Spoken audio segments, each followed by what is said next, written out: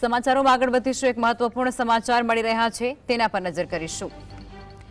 સવારે 6 થી 10 સુધીમાં રાજ્યમાં 115 તાલુકાઓમાં વરસાદી માહોલ અને વરસાદ વરસી રહ્યો છે, જેમાં સુરતના ઉમરપાડામાં 4 કલાકમાં 2 ઇંચ જેટલો વરસાદ વરસતાની સાથે જ પાણી થઈ ગયું છે।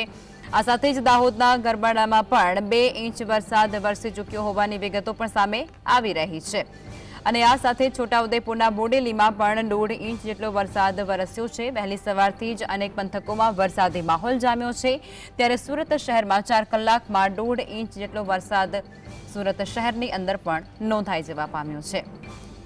નવસારીમાં પણ 4 કલાકમાં 1.5 ઇંચ જેટલો વરસાદ વરસી ચૂક્યો છે। નવસારીના પણ અનેક પંથકોમાં અત્યારે વરસાદી માહોલ અને આ સાથે જ અન્ય 110 તાલુકાઓમાં પણ 1 ઇંચ સુધીનો વરસાદ વરસી ચૂક્યો છે।